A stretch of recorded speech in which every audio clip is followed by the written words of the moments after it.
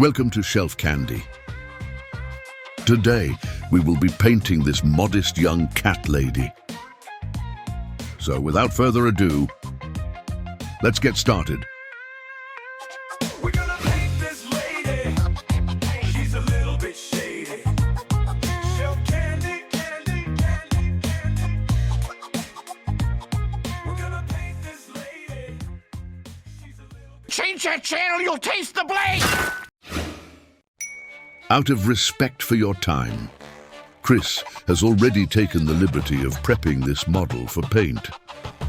He just needs to give it a quick zenithal highlight before we get to the fun stuff. Why the fuck are we painting a cat lady today? What? Seriously? Ugh. It's been brought to my attention that this is another dumb character from one of Chris's stupid nerd books. For fuck's sake, dude. So it's not a cat lady at all, it's a cat woman. Got it. I suppose I should see what I can dig up on this cat woman. Ah, did you know? Catwoman was created in 1940 by Bob Kane and Bill Finger. Before he paints the skin, Chris will use silly putty to mask the clothing so he doesn't need to repaint the highlights. He's careful here, making sure to get the edges right where he wants them. Spending a little time here saves you lots of time later. Use thin sheets, not big globs. Using silly putty to mask is another one of Chris's heretical techniques that were frowned upon by the Painters Guild's Council of Elders. Time to paint the skin. First, we need to warm up the base and knock back a lot of the black from the primer. Chris is gonna mix a bit of purple with a little pink and really thin it down, 1 part paint to about 3 parts thinner or water. There's several ways to paint skin. This sculpt is pretty stylized, which affords us the ability to simplify the process.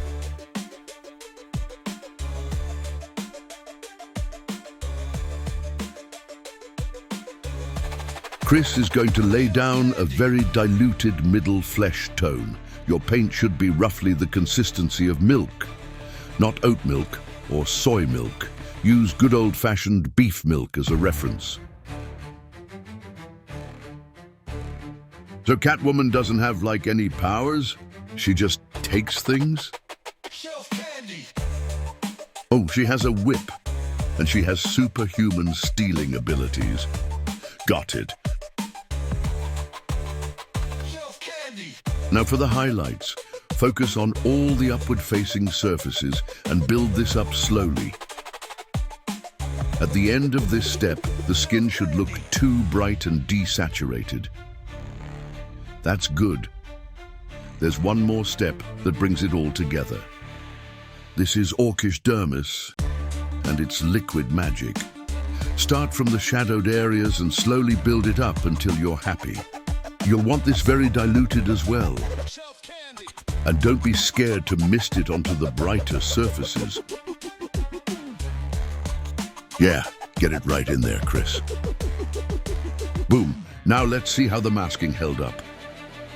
Ooh, careful. Careful now, Chris. Nice. Silly putty works surprisingly well. There's your thumbnail. So Chris wants to paint this Catwoman as an amalgam of a few of his favorite interpretations of the character. The Guild is not gonna like that. He's thinking of combining elements from Michelle Pfeiffer's portrayal, mixed with a bit of this and a little of this. Should look pretty neat.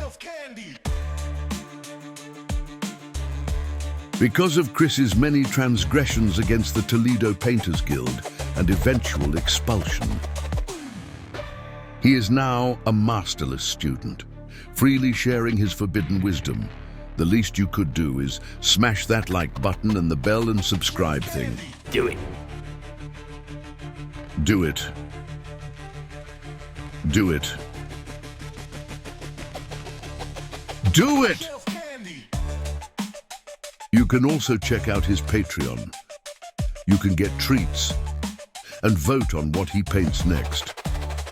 Shelf candy. Joining as one of his benefactors, you will be helping him battle the unholy forces of the Toledo Painters Guild. Shelf candy.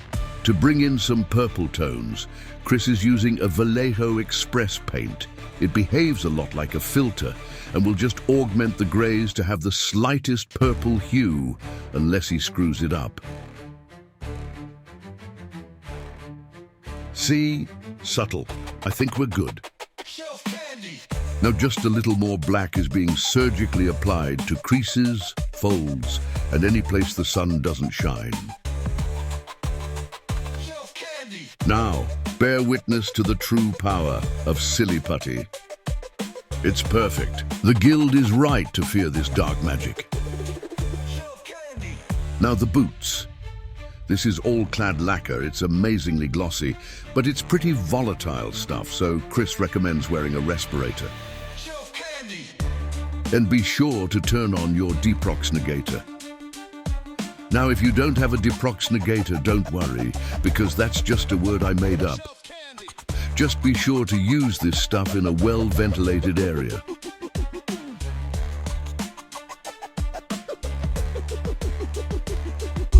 Paint flashing, also known as uneven sheen or gloss, is a common issue in painting where certain areas of the painted surface appear shinier or duller than others.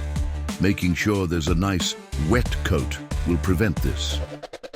Now let's get that base wrapped up. Chris wants something neutral but fancy, so he's going to try some kind of marbly, travertine-ish surface for the tiles and make them super glossy.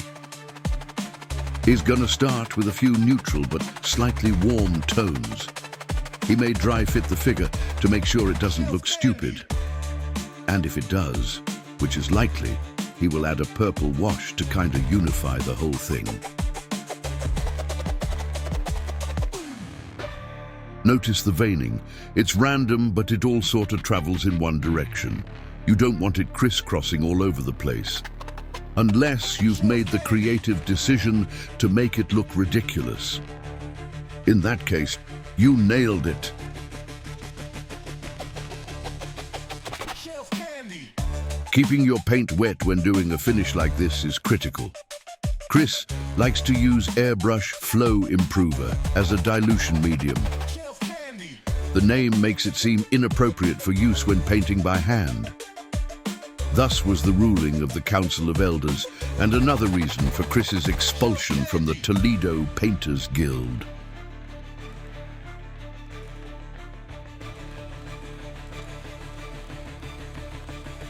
Shelf candy. Well, Chris thinks that came out the way he wanted it to, but also stupid. So he is going to further disappoint himself by applying a purplish filter. He will hate this too, which makes me very happy.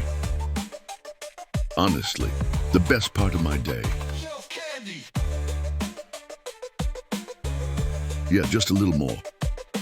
Fuck it up real good, Chris. Shelf candy. Well, Chris has decided to set that aside and work on the head. Why not move on to the most important part of the figure after just shitting the bed on the base? Smart. Come on, come on, come on. Damn it. The eyeshadow actually looks pretty good. Time to outline the eyes and lashes. Try your best to create a smooth, clean line on the outside of the eyes. Perfect. Shelf candy. Chris is on the fence about these types of sculpted eyes. In many ways they are helpful, but also pretty limiting.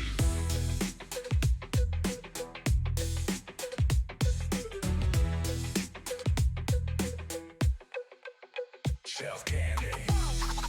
While we're here, we will quickly do the lips with a little grimoire purple. Shelf candy. Now we're going to paint the sclera. That's the white part of the human eye. Chris likes to use a not quite white color for this, so that the specular highlight he paints later really pops. That and the human sclera isn't really pure white anyway. Time to paint this tiny line around the cat lady's head sock thing. Well, it's not a mask. This whole get-up is a terrible disguise. Look, it's form-fitting, which makes it easy to describe her height and build. And the mask, dude, literally covers everything but her face. Ooh, careful. Careful now, Chris. Green, what's that for? Oh, now you're gonna give her green eyes? Like 2% of the world's population have green eyes. Couple that with the whole, we know exactly what you look like because your mask isn't a mask. Kinda makes you question the competence of law enforcement. Now Chris is using a lighter green and applying it only to the lower half of the irises. This simulates the shadow your eyelid naturally creates. And a spot of black for the pupil.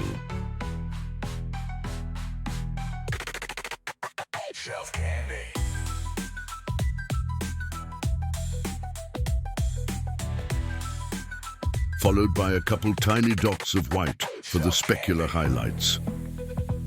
At this point, Chris would normally cover the entire eye with gloss, but this particular model has the details of the eyes sculpted into it, and he doesn't want lumpy highlights.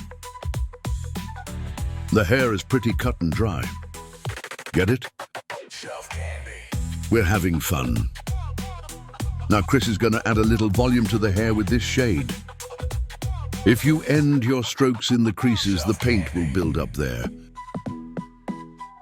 Time for her goggle things. Chris is going to base them with the same gloss black lacquer from earlier, before tinting them with a transparent yellow candy coat. This is all lacquer, so wear that respirator, unless you want respiratory damage. And black boogers. Now just one quick coat of gloss to lock that all down, and the lenses are done. Let's see what we got. And magnificent. Okay, we're on the home stretch now. Let's get these fiddly little details knocked out. First the goggle frame and strap.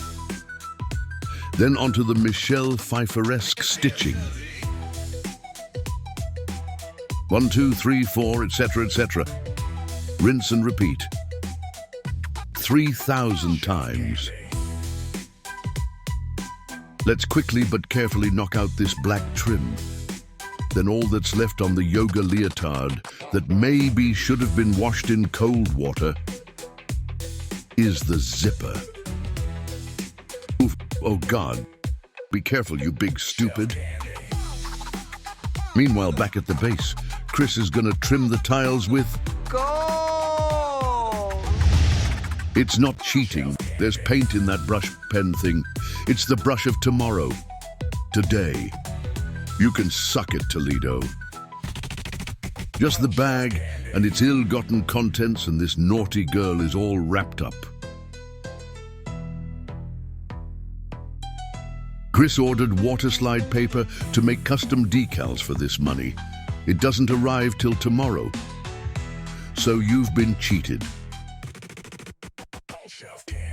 Chris forgot to record the whole dry brushing part of this bag. Let him know in the comments that you expect better from him in the future. Now for the... Go! We should wrap this up. All right, guys, I think it's done. Behold!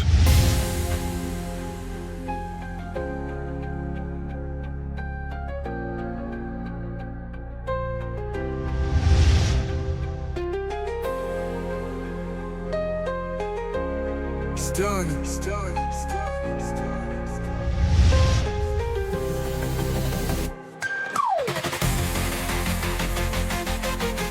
Hey, everybody. It's done. Break it down. Michelle Candy. Did I mention it's done? shelf candy. It's done.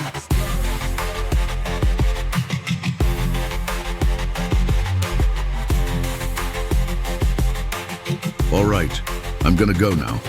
Subscribe. Fuckers! One could say. That's objectively more great work by Shelf Candy.